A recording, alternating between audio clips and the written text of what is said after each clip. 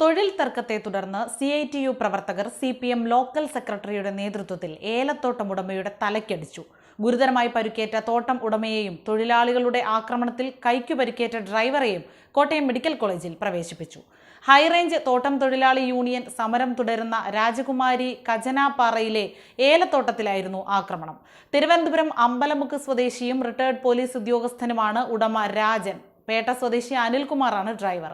CPM Kajanappara local secretary S മുരുകന്റെ നേതൃത്വത്തിലുള്ള സംഘമാണ് ആക്രമിച്ചതെന്ന് രാജൻ പോലീസിനോട് പറഞ്ഞു.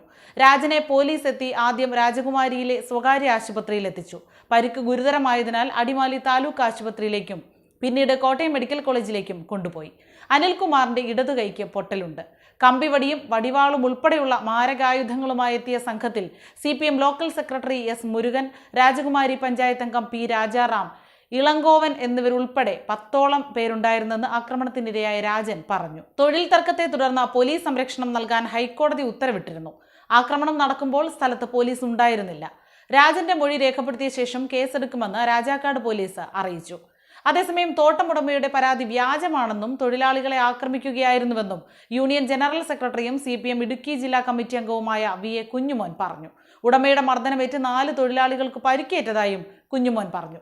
2017 രാജന്റെ ഭാര്യ ജയയുടെയും ഒരു ബന്ധുവിന്റെയും പേരിൽ കജനാപ്പാറയിൽ 16 ഏക്കറോളം വരുന്ന ഏലത്തോട്ടം വാങ്ങിയത്.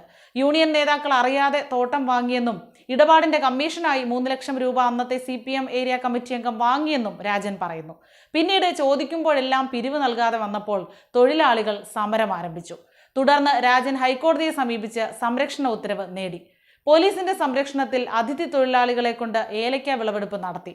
നാട്ടുകാരായ തൊഴിലാളികളോട് ഇവിടെ ജോലി ചെയ്യരുതെന്ന് CPM നേതാക്കൾ വീടുകയറി വിലക്കിയതുകൊണ്ടാണ് മധ്യപ്രദേശിൽ നിന്ന് തൊഴിലാളികളെ വിളിച്ചതെന്ന് രാജൻ പറയുന്നു. കഴിഞ്ഞ നവംബർ 22 ഏലയ്ക്ക വിളവെടുത്തുകൊണ്ടിരുന്ന 16 അതിഥി തൊഴിലാളികളെ മുഖം മൂടി അണിഞ്ഞെത്തിയ സംഘം ആക്രമിച്ചിരുന്നു.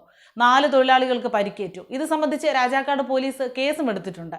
ഇതിനുശേഷമായിരുന്നു ഇന്നലെ വീണ്ടും ആക്രമണം നടന്നത്. തൊഴിൽ നിഷേധത്തിനെതിരെ തൊഴിലാളികൾ 27 ദിവസമായി തോട്ടത്തിനു മുന്നിലുള്ള പന്തലിൽ സമരം ചെയ്യുകയാണെന്ന് union general secretary VA Kunjumon പറയുന്നു. ഇവിടെ നിന്ന് 25 മീറ്റർ അകലെയുള്ള മറ്റൊരു പന്തലിൽ ഇരുന്ന തൊഴിലാളികളെയാണ് ഉടമ ആക്രമിച്ചതെന്നും കുഞ്ഞുമോൻ പറഞ്ഞു. എന്നാൽ തോട്ടത്തിന് മുന്നിലുള്ള പന്തലിന് സമീപം CCTV ഉള്ളതിനാൽ 2 ദിവസം മുൻപ് നേതാക്കന്മാർ ചേർന്ന് ഷെഡ് മാറ്റിക്കെട്ടിയതാണെന്ന് തോട്ടമുടമ രാജൻ പറയുന്നു.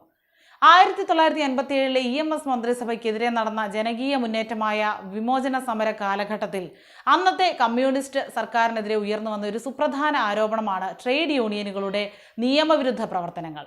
തൊഴിലിടങ്ങളിൽ അന്യായമായ ആവശ്യങ്ങൾ ഉന്നയിച്ച് തൊഴിലാളി സമരങ്ങൾ ഉണ്ടാക്കി സംഘർഷങ്ങളും വ്യവസായ സ്ഥാപനങ്ങൾ പൂട്ടിക്കുകയും ചെയ്ത നിരവധി സംഭവങ്ങൾ ഉണ്ടായി. പൊതുവെ ആ സമയത്ത് സംസ്ഥാനത്ത് രൂപപ്പെട്ട സെൽ ഭരണമാണ് ജനകീയ പ്രതിഷേധം ക്ഷണിച്ചു വരുത്തിയത്.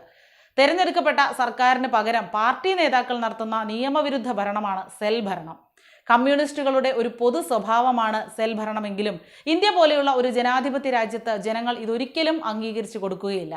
അതുകൊണ്ട് തന്നെയാണ് ഇന്ന് കേരളത്തിലേക്ക് മാത്രമായി ആ പാർട്ടി ഒതുങ്ങിയതും. ഏതായാലും EMSന്റെ കാലത്തെ സെൽ ഭരണത്തിൽ വലിയ പ്രതിഷേധമാണ് അന്ന് പൊതുസമൂഹത്തിൽ നിന്നുണ്ടായത്. 1989 സർക്കാരിന്റെ പുറത്താകലിലേക്ക് നയിച്ച ഒരു പ്രധാന കാരണം ഈ സെൽ ഭരണം തന്നെയായിരുന്നു. പക്ഷെ അന്നത്തെ സെൽ ഭരണം ഇന്ന് പിണറായി കാലത്ത് ഏതാണ്ട് അതേ ഭാവത്തിൽ തന്നെ തിരിച്ചു വരികയാണ്. എവിടെയൊക്കെ തൊഴിൽ തർക്കങ്ങളുണ്ടോ അവിടെയെല്ലാം ന്യായവും അന്യായവും നോക്കാതെ ഇടതുപക്ഷ ട്രേഡ് യൂണിയനുകൾക്കൊപ്പം നിൽക്കുകയാണ് സർക്കാരും പോലീസ് സംവിധാനങ്ങളും.